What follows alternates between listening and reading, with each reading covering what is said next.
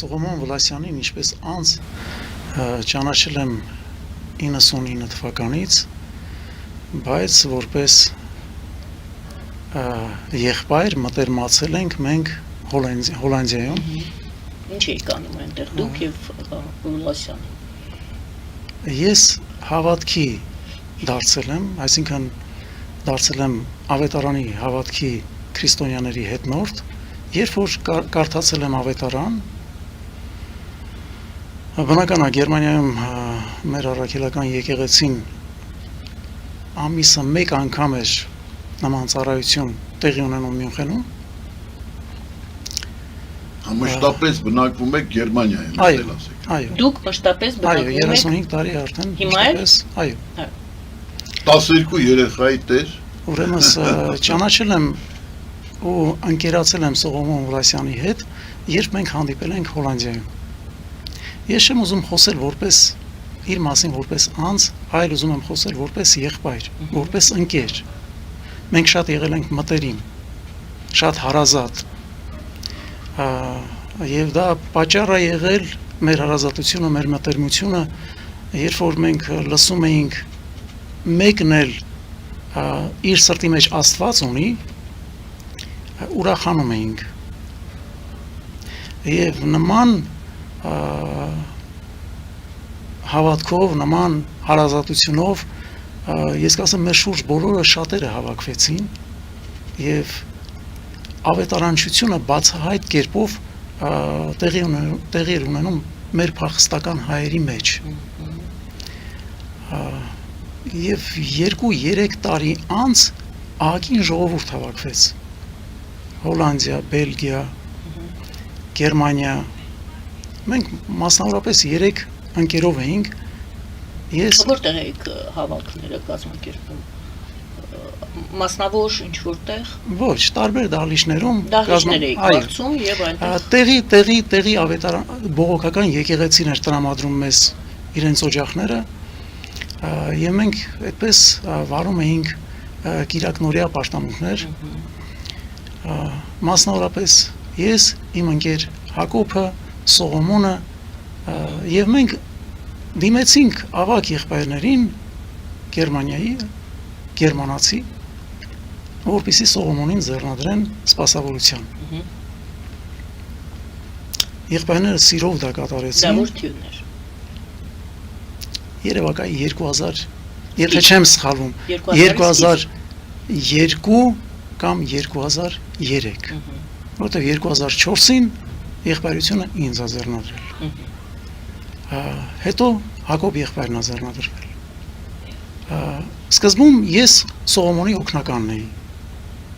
Հետո այնպես եղավ, որ մենք արդեն առանցին հովիներ, թեպետ հետո ես եմ կրել հովական ծառայությունը իրավունք եղբայրությունից։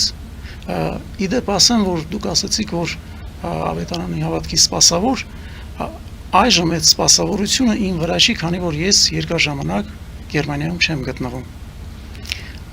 Դա չեմ ուզում դրա վրա ծանրանալ, ինչևից է։ Բայց հոգևոր այդ հովիվ եք, թե չէ, այժմ հովական ծառայությունը իմ վրա դադարել եք։ Այո, դադարեցրել եք, բայց Սողոմոնը չէր դադարեցրել։ Ուրեմն Սողոմոնի վրա հովական ծառայությունը եղել է Հոլանդիայում, երբ որ ասում են Հայաստանում ինքը ուղղակի ավետարանիչ է եղել։ Ուղղակի ավետարանիչ։ Սողոմոնը այն անձն է եղել, որին ասեին մի ճանապարհ գնա, երկուսը կգնար։ Սողոմոնը անշահախնդիր ծառայել է Աստծո ժողովրդին։ Այստեղ նույնպես մենք իրար հետ շատ մանավանդ Հայաստան, երբ որ տեղափոխվեց, ասեց դե արդեն ժողովուրդ այստեղ շատ են, ծառայողներ արդեն բավարար են։ Ես գնամ իմ հայ եղբայրներին օգնեմ։ Սողոմոնի ծառայությունը այստեղ եղել է հետևյալը. անմխիթար ծնողներին եռաբլուրներում մխիթարել։ Որտեղ որ բանակային ծառայության մեջ են եղել մեր հայ զավակները, դա Լեռնային Ղարաբաղի տարածքում, Սողոմոնը գնա այնտեղ մխիթարի տղաներ քաջեղեք, Աստված մեզ հետ է։ Սողոմոնը տեղերում ինքը ազատ ավետարանիչ է եղել։ Բայց այդ Նպարան Հովհաննիսյանը որ ասեց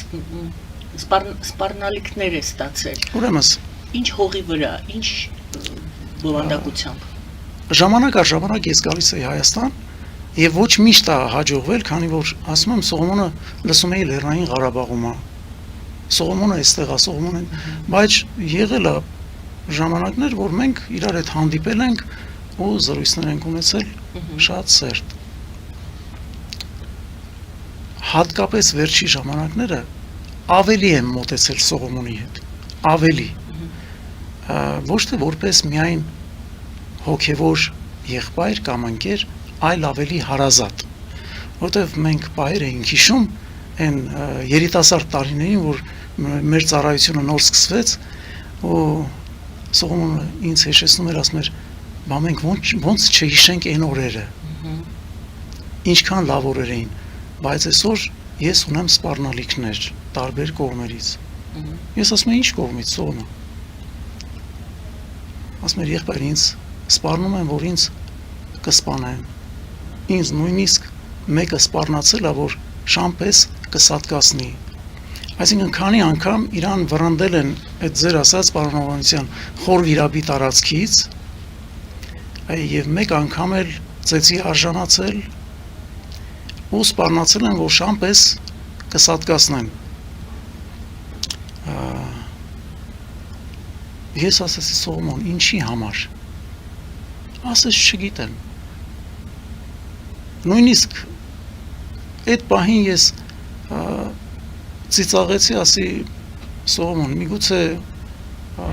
կատակ են արել։ Ասես չէ, եղբայր, ինչ կատակ։ Ինձ տրամադրված ուզում են սպանել։ Բնական է, ես չիմացա ով է այդ տրամադրվածություն ունեցողը, ով է այդ նախապաշարված մարդը, բայց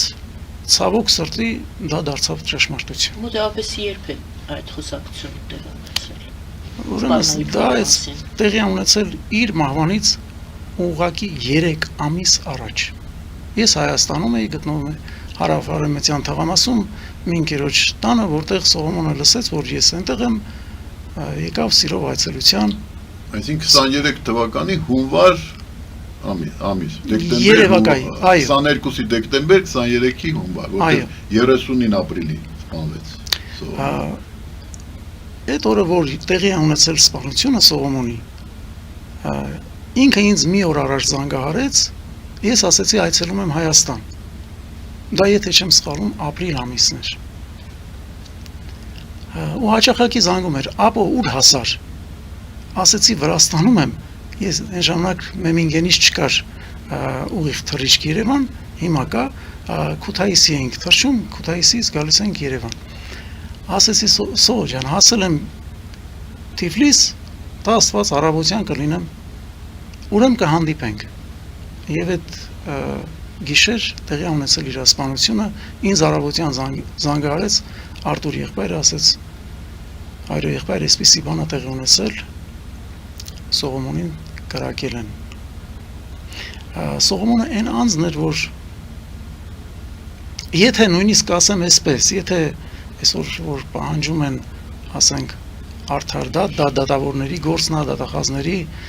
իրավական համակարգի գործնա, ես դրա մեջ բնավ չեմ մտնի, չեմ էլ ուզում մտնել, բայց եթե Սողոմոնին հարցնեին, ինքը այսօր այն անձն էր, որ իր սպանողին կասեր ես քեզ ներում եմ։ Այս այն ցուցմունք չեն վերցրել։ Ոչ, չեն հրավիրել։ Չեն հրավիրել։ Լսել եմ նման լուրեր, որ տարածել են, թե Սողոմոնը սիրային կապերը ինչ որ ձգտել ունենալ, թե ունեցել եւ այդ խանդի հողի վրա այդ հանցանքը տեղի է ունեցել։ Ես նորից եմ ասում, ես ոչ որպես քննող, ոչ որպես դատող, որպես ընկեր տեղեկություն ունեցել եք։ Ընկեր ունեցել եմ ավելի շատ, քան թե ինչ որ մեկը կարող է ունենալ։ Եվ տեղյակ եք եղել այդպիսի։ Այո, Սողոմոնը ինքը ներքին էր, այսինքն Եվնուխ, որը սիրային կապերի մեջ չէր էլ կարող հանդես գալ։ Ներողություն, ես լավ չհասկացա, եթե կարելի է նորից։ Այսինքն ինքը տղամարդ լինելով էությամբ, բնությամբ ինքը տղամարդ էր։ Բայց ամուսնական կյանքի մեջ ինքը չէր կարող լինել։ Առողջական պատճառներով։ Առողջական պատճառներով։ Դա բացահայտված է արդեն վիրահատության հետևանքով։ Քննության մեջ դա կա, Սողոմոնը ինքը իրան ընծայել էր ասուն, որպես աստծոծառա, ուխտ էր արել հայրեն ասած, որ պիտի ամբողջ կյանքը աստծուն ծառայի եւ այդ տղան այդպես էլ ծառայեց։ Եվ ինչպես պարոն Հովհաննիսյանը ասեց, անձամբ իմ ականջներն են լսել Սողոմոնը քանի անգամ ասեց, ես ինձ սպառնացողներին ասեցի 1 ժամ շուտ կուզեմ իրոջս գոքը լինեմ։ Այսինքն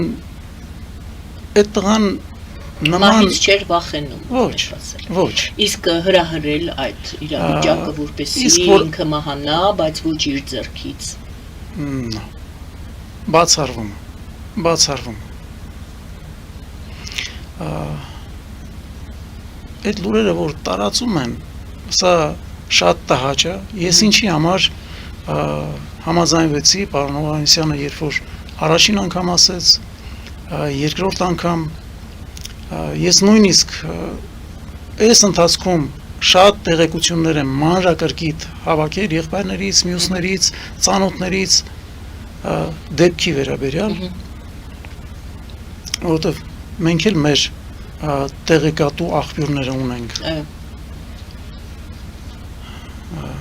Բայց ես ասեցի պարոն Հովհաննիսյան, ես համարձակորեն կարող եմ այսօր ասել,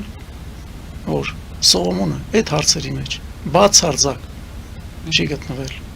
Սողոմոնը ոչ ոքի չի դրդել, դրդապատճառ ինքը չի հանդիսացել։ Եթե մի բարի բան, որ Ծառուկյանի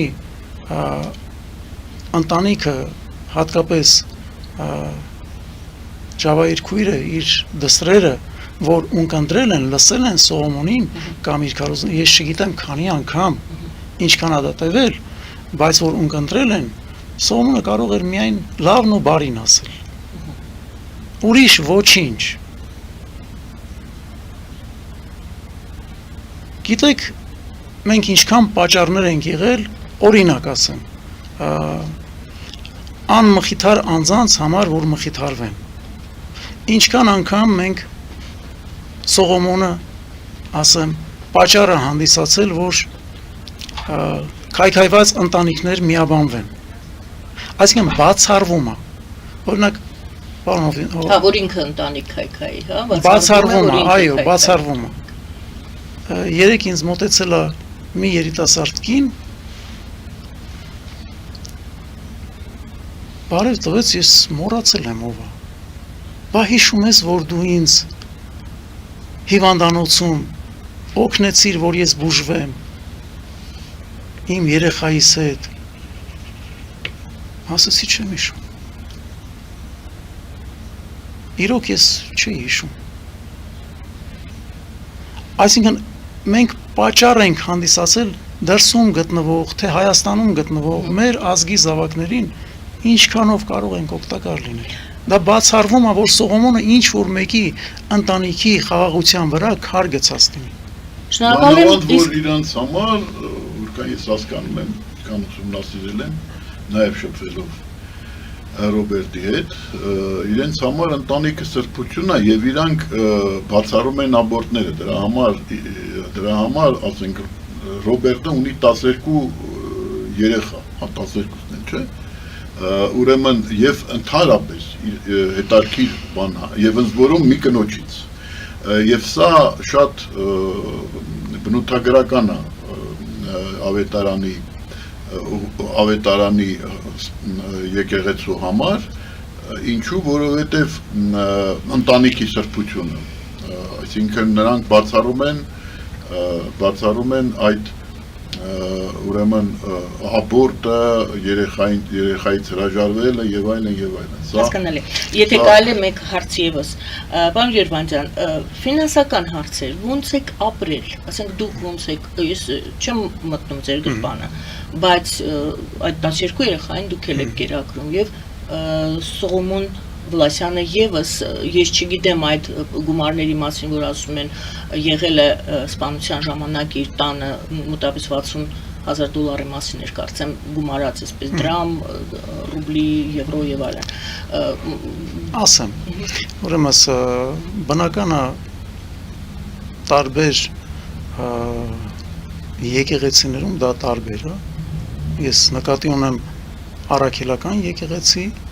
բողոքական եկեղեցի, մեզ մոտ յուրաքանչյուր անձ աշխատում է, բացի սպասավորությունը, ունի իր մասնագիտությունը, իր մասնագիտական գործը, աշխատանքը, ուրեմն նույնն էլ Սողոմոնը ինքը իր քրտինքով աշխատող անձ էր, Սողոմոնը ինքը իր քրտինքով աշխատել, իսկ ինչ որ վերաբերվում է այդ գումարներին, որոնք հավաքված են եղել եւ քննչական Երկրորդ գործ է բացվել, որովհետեւ այդ գումարները ոնց որ թե անհետացել են, ասում են ինչ որ մեկը գրպանել է, դա ես դրա մեջ չեմ մտնում այդ թեման։ Այդ եղած գումարները, որ գտնվել է Սողոմոնի տանը։ Այսինքն եղել են գումար։ Շատ հնարավոր է, ես տեղյակ չեմ, Եվ բայց միգուցե դրանք եղել են ուղակի ընծաներ կամ եկեղեցու գումար։ Սողոմոնը այն անձն է եղել, որ իր հայրական տունը, որտեղ որ ինքը մեծացել է, հայրը մահացել էր, մայրը մահացել էր, եղբայրը մահացել էր, ես ցավակցել եմ, մի թաղման էլ նույնիսկ եղել եմ։ Սողոմոնը իր հայրական տունը ընծայել էր ասուր ժողովրդին, ինքը ապրում էր այստեղ վարձով, ինքը վարում էր սովորական Subaru մագնիշի մեքենա, այսինքն այն մարդը չի եղել, որ ցոփ կյանք վայելի, ձգտի, ոչ, եթե ոմանք իրանց թույլ են տալիս, ես չեմ դատապարտում, բայց Սողոմոնը եղել է շատ հասարակ անձ, ասեմ, իդեպ, պարոն Հովհաննիսյան, ես չեմ ուզում այս հարցը քաղաքականացնել եւ ստվել ձգել մեր հայ առաքելական եկեղեցուն, ես բոլորի նկատմամբ շատ սիրով եմ, շատ ունեմ բազում ընկերներ։ Ես որպես հետևորդ հայ առաքելական եկեղեցու շնորհակալ եմ դրա համար քեզնից։ Փառք Աստծո։ Ես անձամբ ճանաչում եմ շատ սրբազանների, որոնց հետ շատ մտերիմ հարաբերությունների մեջ եմ։ Եվ այն եղբայրության մեջ, որ ես ծնվել մեծացել եմ, մենք աճել ենք, մենք ունենք այսպիսի պրինցիպ ոնց են ասում, սկզբունք, այսինքն ավակներին կրկնակի պատվել, ես այսօր կասեմ, ես պատրաստ եմ ոչ թե կրկնակի, բազմակի պատվել, այսինքն նրանցից ումից որ ես կրթվել եմ, սովորել եմ, որոնց ձեռքերը եղել են մեր գլխավերևում, որոնց խոսքը եղել է մեզ համար կարգ կանոն օրենք, Սողոմոնը նման միջավայրում մեծացած անձ է։ Ես կարող եմ անուններ տալ, օրինակ Հայաստանում Սերգեյ Կևորկով, Մամիկոն Ղազարյան, Պավել Գրիգորյան, որ Սողոմոնի, կասեմ, որոնց մեջ աճել մեծացել է, տեղափոխվել է Գերմանիա, մեզ մոտ։ Ես այն ժամանակ Հայաստանի հետ այդքան շփում չունեի, բայց Սողոմոնն էր մեզ պատմում հայ եղբայրության միաբանությունը, սերը։ Մեր մոտ Յակոբ Վիբե, Ալեքսանդր Կանրադի, Վիկտոր Ֆոլս, Վիկտոր Էրնստ, այդ եղբայրները Բուխմյուլեր, Վիկտոր, Ռիչարդ Ցիմերման, գերմանացի եղբայրներ, որոնք եղել են մեր համար աղուլույս։ Մենք ուրախ ենք եղել նման եղբայրության մեջ լինելով եւ մեր եղբայրությունը երբևիցե ստվեր չի փորձել առաջացնել ինչ որ մի պաշտոնական կամ առաքելական եկեղեցու նկատմամբ բացարձակ։ Ես հանդիպել եմ մեր վեհապարին, շատ սիրով մենք զրույց ենք ունեցել, շատ սիրով։ Ես ոչ մի բան ասելու չունեմ, ընդդեմ առաքելական եկեղեցու։ Իդեպ ասեմ, որ մենք վերջապես բոլորս առաքելական եկեղեցու ծնունդ ենք եղել։ Մայրիկիս հետ, տատիկիս հետ, ձեռները բռնած մենք գնացել ենք տաճար երկրպագության։ Ոնց կարող եմ նման դեմ բան խոսել եկեղեցու նկատմամբ։ Բայց այն ինչ որ տեղի է ունեցել, դա տեղի է ունեցել։ Նորից եմ կրկնում, ես դատավոր չեմ, քննիչ չեմ։ Այո, ինչ գիտեք, դա եք ասում։ Այո։ Մեկ հարց եւս, եթե գուցե դա կապ չունի, դուք ասիք եղբայրն է մահացել, ինչ պայմաններում, ինչ գիտեք այդ մասին։ Հիվանդության պայմաններում։ Հիվանդ եք։ Այո։ Շնորհակալություն։ Պարոնայք ավելացնելու որույցը տեղեկություն կա։ Շնորհակալ եմ Ես շատ։ կասեմ Տիկին Գայանը հետևյալը, որ համոզված եմ տեղեկություն ունենալով Գագիկ Ծառուկյանի պարկեշտ բարեկեցիկ ընտանիքի համար ես կասեմ, որ այդ վարկածը, որ ասում են, թե իբր երիտասարդի անունը ես չգիտեմ, Արգամ Աբրամյանը։ Արգամ Աբրամյանի կինը, նա այնպիսի Էմա բարեպաշտ կին է, Գագիկ Ծառուկյանի դուստերը։ բարեպաշտ անձնավորությունը, որ դա բացառվում է, որ նման բան նույնիսկ եղած լինի։ Բայց դուք ձեր հոգում, ձեր գլխում, ձեր մտքում ինչ որ վարկած ունեք։ Իհարկե, դա վարկած է, դա միտք է։ Բացառվում է։ Ինչ որ Ես հիմք կասեմ, կամ պատճառ, որի մասին դուք մտածում եք, այ Սողոմոնին սրա համար սպանեց։ Ասեմ հետևյալը, Թեկուզ առանց հիմք, պարզապես ձեր մենք ընկալումը։ որպես մարդ մեզ մոտ շատ են առաջանում այսպիսի հարցեր, ինչու այդպես, ինչու այսպես։ Ուրեմն Աստվածաշունչ մատյանում այսպիսի մի հետաքրքիր տող կա գրված երկրորդ օրինացգրքում 29 գլուխ 29 խոսք։ Ասում է հայտնի բաները կվերաբերվեն մեզ, մարդկանց եւ իրենց որդիներին։ Բայց ծածուկ բաները միմիայն Աստծուն կվերաբերվեն։ Այսինքն բաներ կա, որ Աստված ծածկել է, եւ դա ծածկված է։ Ոչ մեկ էլ չի կարող։ Ես չգիտեմ ինչու, իրոք չգիտեմ ինչու։ Ես գալիս էի եւ ուրախ էի եղբայրների հետ հանդիպելու, ուրախ էի Սողոմոնի հետ հանդիպելու։ Բայց եկա մասնակցեցի թաղմանը։ Ցավոք սրտի։ Պարոն Հովհաննիսյանը որ ասում է, դա այդպես է։ Ես նման թաղում երբևիցե շատ եմ եղել հողարկավորումների, հրաժեշտի, բայց այդ հրաժեշտի օրը, որ եկել էին Սողոմոնին հրաժեշտ տալու, ես նման բազմություն երբևիցե ոչ միտեղ, ոչ մի երկրում, շատ երկրներում եմ եղել, ոչ միտեղ չեմ տեսել։ Այսինքն հեղինակությունը բարձր է։ Սերն է շատ։ Այսինքն իրեն սիրողներն էին շատ։ Իսկ նա բանեցնում էր իշխանությունը, իր սերը վերածում էր իշխանության, ազդեցության, Ոչ։ կամքի թելադրանքին։ Ես անկեղծ ասեմ։ Միգուցե մենք երիտասարդ ենք եղել, որ սպասավոր ձեռնադրվել ենք, միգուցե այն առաջի ժամանակները միգուցե դա եղել է մեր մեջ։ Այն որ ասում է правду и ничего кроме правды։ Դա բայց երբ որ հասակ ենք առել, բնավ նման բան չի եղել։